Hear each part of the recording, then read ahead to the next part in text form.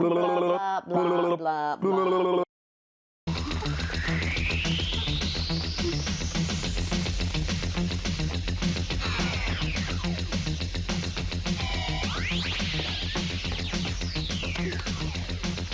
This is episode 113.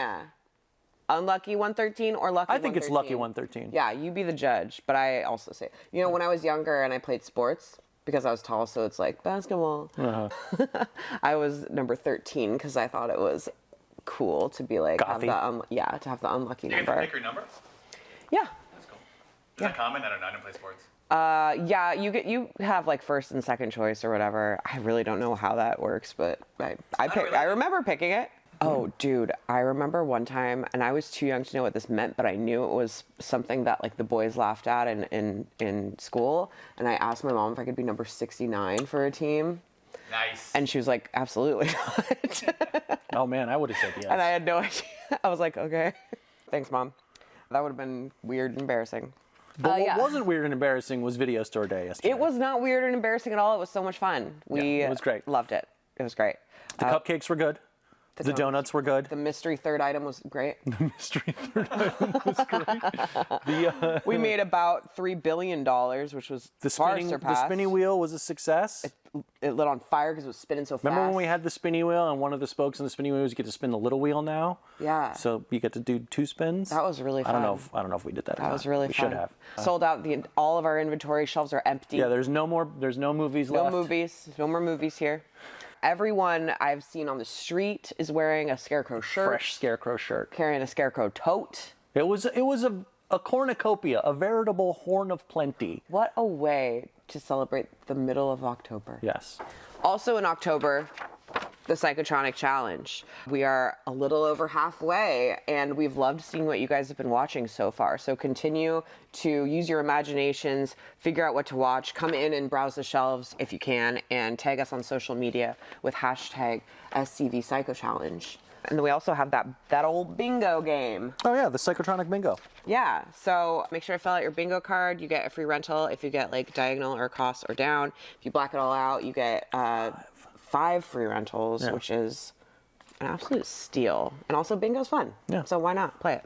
And there's still a bunch of screenings and events left in Scarecrow. Yes, I have them here. We have Gokey Body Snatcher from Hell, which you will be at. I will be introducing that movie. Go say hi to Matt. You've got to see Gokey Body Snatcher from Hell. 85 minutes you will not regret spending. I'm curious. And then we have Valerie and her Week of Wonders on the 28th. I think Megan Crafton's introducing that one. Great movie.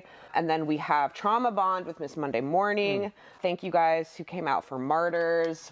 What a ride. But the 24th, we have Funny Games 2007, also directed by Michael Haneke as the original one. Really great movie. Come out and see it and support us. And everything from those screenings goes straight to us. Yeah, from the Trauma Bond screenings, is really great. All members 2 for $1 Sunday. And all of our fun sections, Halloween section, queer horror, kids Halloween, Taylor Swift Life of a Showgirl section. It's still up. It's not going anywhere. Don't worry. And fuck, let's get just like the lady herself. Just like the lady herself. Not going anywhere. She's not going anywhere. Unless it's in her private jet. Yes.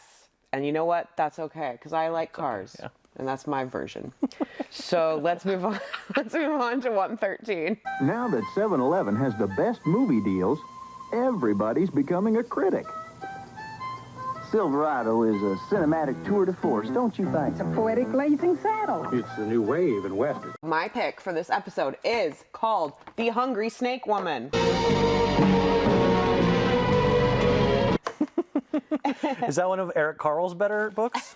And it happens to be a Halloween staff pick from our friend and coworker Emalie, who has impeccable taste. So this is a movie from 1986, and it's an Indonesian horror film, and it's put out by Mondo Macabro, so you know it's going to be a wild fucking time. It's a really hard movie to kind of like explain the plot of, but it's kind of just like a mythical conglomerate of like martial arts and sex and blood and gore and snake women and magic. There's no part of that sentence I don't like. And chaos. I love all those words. Yeah, it's pure madness. But so basically, there's like this abusive prick of a dude. You make me puke.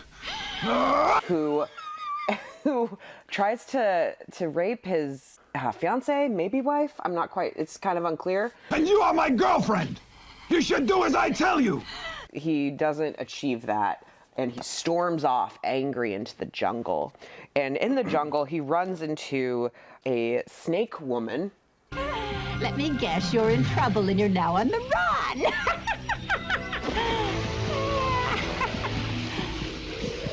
But you look to me like the kind of man who's used to trouble. She's kind of like a partner or lackey. Is it lackey the word? Like a... We don't know what you're going to say. I know. Subservient? Yeah, to the snake woman goddess. Ah, okay. Who is played by Indonesian Queen of Horror Susanna, who is in like Queen of Black Magic and a bunch of other... She's like the face of like creepy, weird shit like this, basically. There's a documentary on her that came out last year that I really want to watch. Oh, really? He meets the snake goddess, and he actually gets thrown to the top of a mountain.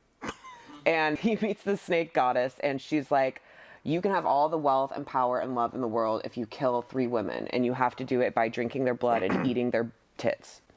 Just chewing on their breasts, taking them off. Agreed.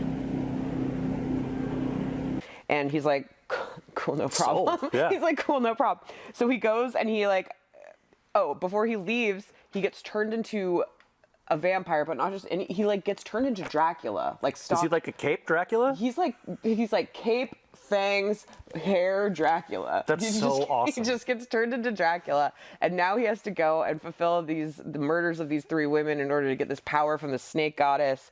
And he does do that, and then there's like some relationship stuff with his ex who he tried to rape at the beginning. It's all kind of chaotic and madness. There isn't really like a clear-cut way of describing this movie, but it is visually stunning, extremely colorful. The set design and the costumes in this, especially like the snake women, are really a treat. There's lots of gore. There's the snake goddess has this chariot that she rides over the mountain. We see it, but it's clearly just like a little like doll like carriage that is being moved across the screen. I don't know, there's little things like that are like very DIY in this that I very much appreciate. It's chaos. It's pure madness, but it's really fun. These Indonesian horror movies from like the 80s and 90s are always a really good time. I also really love just browsing the Macabro section upstairs because they always have good shit like this. This is currently in our Halloween staff pick, so check it out if you are around.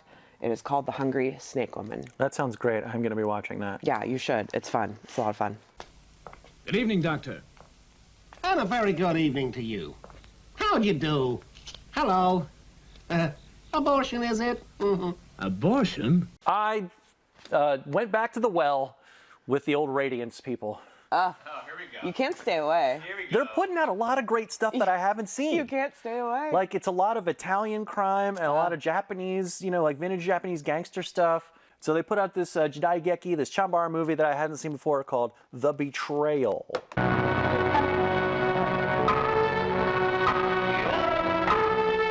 Came out in 1966, directed by Tokuzo Tanaka. This started out as like pretty generic, and I don't mean that in a bad way, because if you've seen enough of this stuff, and I'm sure Rich can probably back me up on this one, you've seen like 50 samurai movies, now you've seen all of them. Yeah. There is not like a vast diversity of story structure. You're watching these movies for like the style, sometimes the performances, and also, of course, for the samurai stuff, the action. So this sort of, for most of its runtime, was like a pretty good version of one of those. It's about a guy who's, a loyal subject in his clan, a successful samurai, he's well respected, thought to be trustworthy. One day in his village, at the local samurai, like at the dojo, like the school, Samurai school for kids. Yeah, basically this guy from another clan comes through.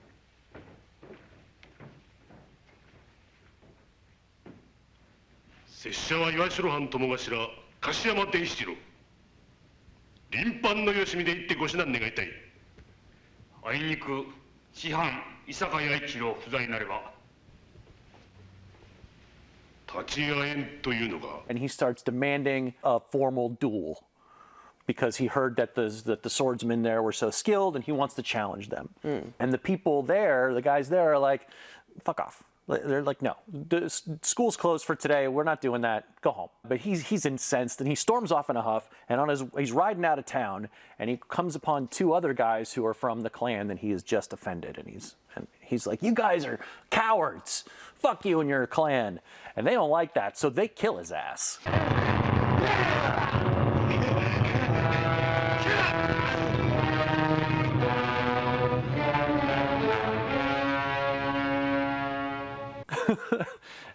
And then after that happens, that guy's clan, his brother is the leader of the other clan. They show up and they're basically demanding satisfaction.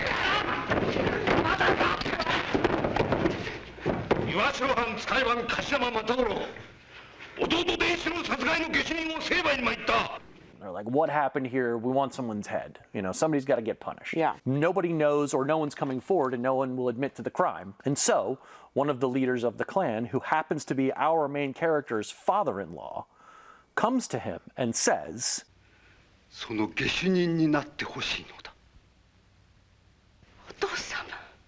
you're the only one I can trust to do this. Go into exile for 1 year. When you come back, this will all have blown over, and I will handsomely reward you. You know, you will have a position in the clan and all this stuff. And so he does it, over the objections of his poor wife, but he does it. Oh. And so he sets off into exile, immediately gets robbed by some urchin. And just like one shitty circumstance after another ends up just ruining him.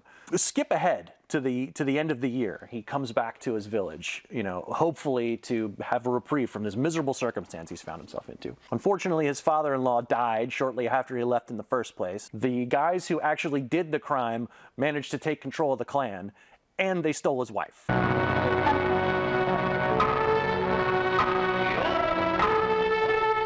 So he's fucked. They're not listening to him. They're basically pinning the whole thing on him, and they're like, well, the fact that you left means that you're guilty, so we're going to punish you for it anyways. Like, all this shit. So now he can't trust anybody. He's just trying to get by and get the respect that he deserves and sort of get himself out of the situation, and it's not working.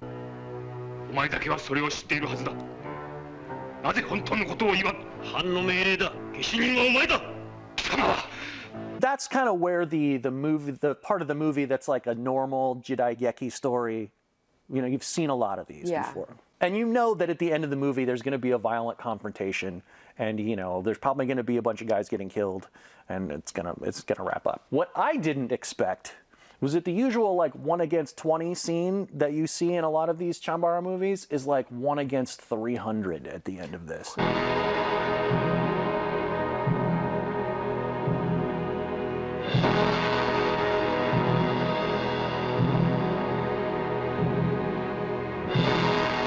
Basically, the entire samurai clan comes out to confront him. I'm not just talking about a bunch of guys with swords. They have fucking ladders. They are trying to like trap him with ladders. They're like running up to him with big doors, like big wooden doors, and just like trying to trap him and stuff. Not working. They've got like rope nets that they're using. They've got wagons that they're circling in, like piling on top of him. He keeps extricating himself from all of this. He's just killing one motherfucker after another, after another, after another, after another, while his poor wife is watching, pleading for him to stop. And he's getting all cut up, and he's like, my wife, you must live for me. I'm not gonna make it, but you must keep living. And she's like, she's freaking out. And then eventually he's almost killed every one of these bad guys that has betrayed him. Every one of these clan members, whether they know what his deal is or not. And there's only a few guys left. And one of them is like the leader, one of the guys who betrayed him in the first place. And he's like, hey, other clan, you guys, we need your help. And he calls over to the leader, the brother of the guy who got killed at the beginning. His whole clan is there now. He slices up a few of those guys, and now the leader of the bad guy clan, and I'm spoiling the end of the movie for you, but I got to do it. Spoiler alert. The leader of the other clan is like, I have seen your skill, and I have seen how you've conducted yourself honorably. My brother was stabbed in the back. There's no way you're the guy that did that. So I believe you when you say you didn't do that. The guy who killed my brother wouldn't be as like cool and wouldn't be as cool and good at it as you. Yes. So I know it wasn't you. That said, to protect the honor of my clan, I still have to kill you. All about honor. Honor's the double-edged sword, really. So, fuck. So he kills another 150 guys. He kills all of those guys now. He kills both clans single-handedly. That's crazy. And at the end of the movie, the last shot is him just totally sliced up. He has defeated everybody, and his poor wife walks up to him, falls to her knees sobbing. The end. It was like, this movie was fine. It was good. And then it was fucking incredible. That's Like, you should have that's seen me fucking sitting there crazy. watching the end of this movie like, what do they have ladders for? Oh, that's why they have ladders. Because they're like trying to trap him. Oh man, it was so cool. Rich, you're gonna love pulling stuff to put in the clips. I'm already psyched to watch it, but I've not seen it. And it's like fucking 85 minutes, you know, like it's over and done with. It's so, it was chef's kiss. Yeah. The Betrayal, black and white scope photography, you know, just like exactly what you want from one of these things. Because if you've seen enough of them, if you've seen as many of them as I have, you're kind of like, like, you want the 3-star. You know what sticks out too, though. Right, you want the 5-star, 3-star movie. Yeah. This is like actually a 5-star one. This is like that good. But you just gotta get to the end. It's awesome. Totally worthwhile. Radiance, send us some shit. Yeah, for Radiance, our come boy on. over here. I'm always pumping your stuff. Let's go. You love to get your stuff pumped. Pump the stuff. 武士の約束とはこんなものだったのか。醜いぞ。引き渡るぞ。 Our dog movie for today is a documentary called Prison Pups. Yeah. A brisk 55 minutes. Found this upstairs in the cats and dogs section of our documentary room, where there are a lot of other gems there that we'll probably unearth in the future. It's like an educational resource movie. Yeah, it's obviously made to be used in schools and in classrooms. No, it's for institutional use. I looked it up online and it's like $300 to buy. That's exactly why, because it's meant to be purchased by schools. But we're always learning. This was filmed in 2006, or it came out in 2006. It's about an organization called NEADS. NEADS, N-E-A-D-S. The National Education for Assistance Dog Services, NEADS, has been training puppies in foster homes for over 30 years. But it's assistance dog training for prisoners that help these dogs get ready to be service animals for, blind, hard of hearing, other disabilities. The facility is in Concord, Massachusetts. It's called Northeastern Correctional. They call it Concord Farm. And these people, they can qualify to train these dogs if they are in like the tail end, pun intended, of their Inmates, for the most part, are nearing the end of their sentence. They've done a lot of the programming. They have good behavioral skills, and they're really ready to go back to the community. But if they fuck up at all, they're out. D report is a disciplinary report. It is for doing something wrong.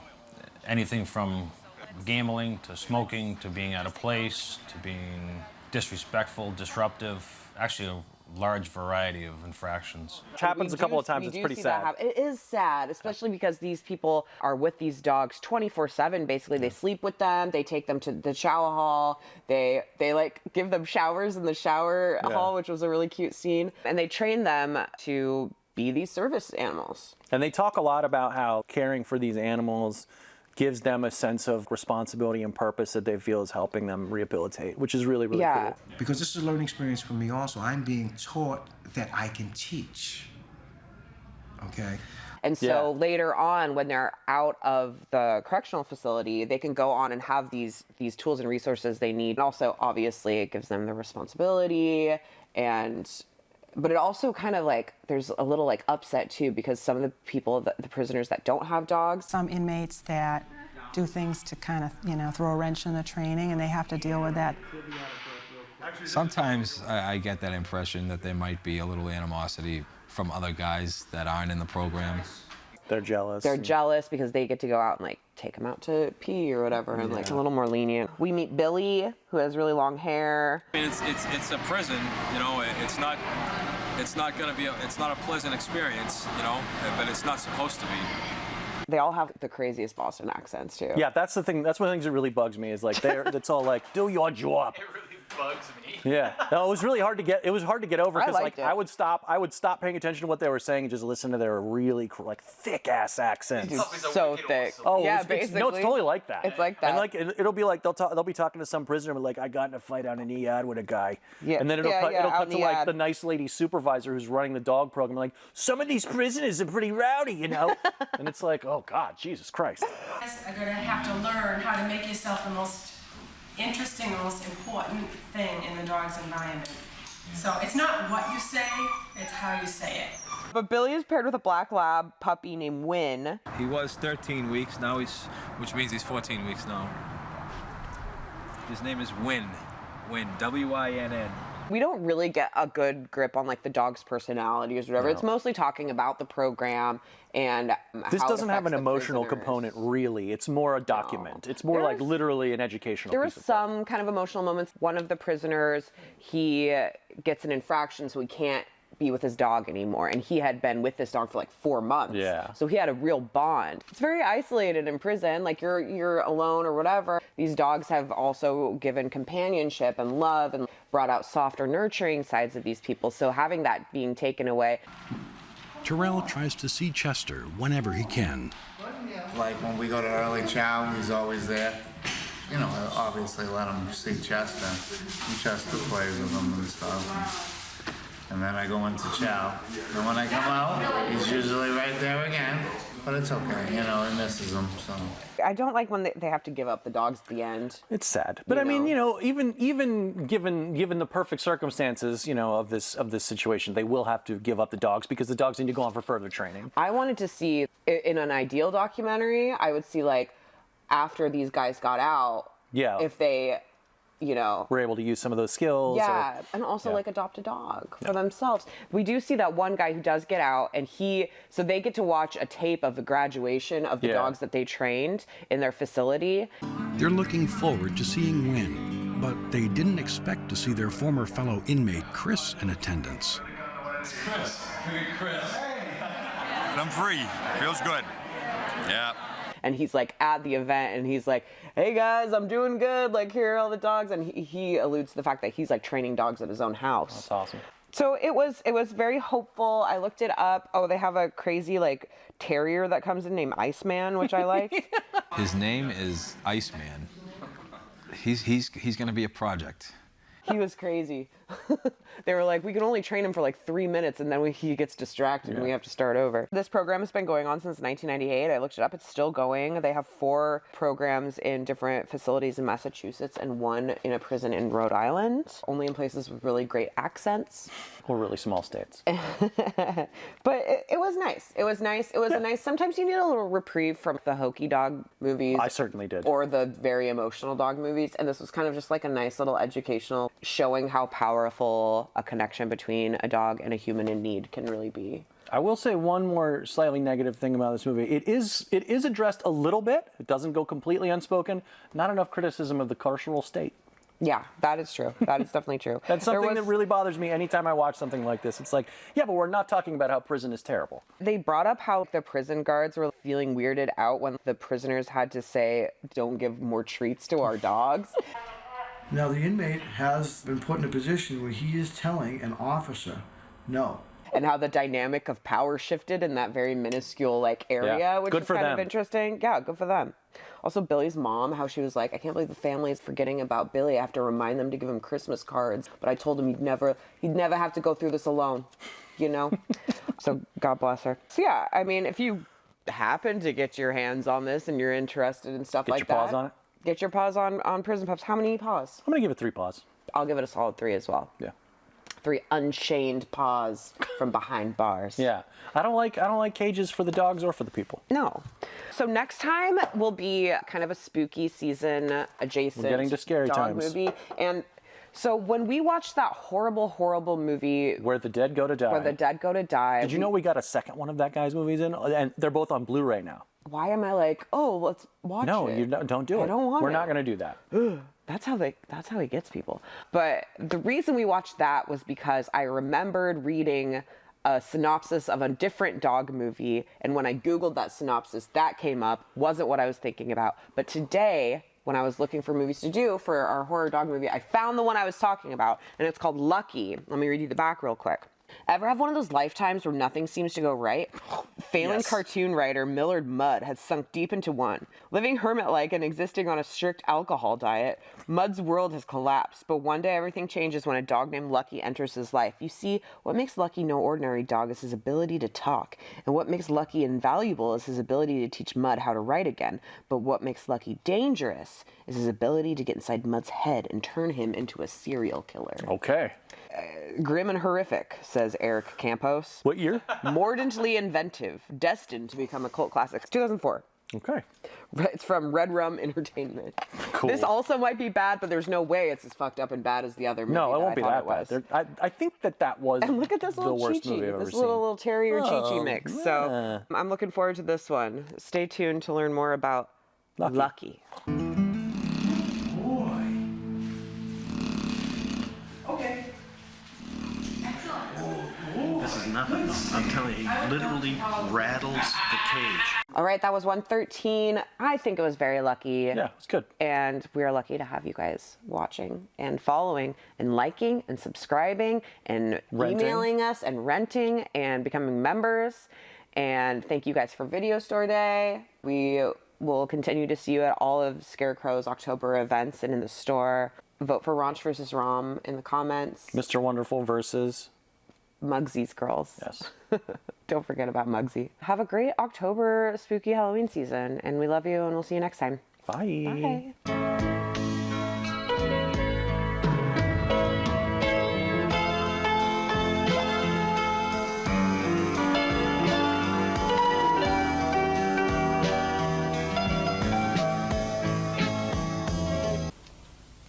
Was I in bed with you? No, when? A minute ago.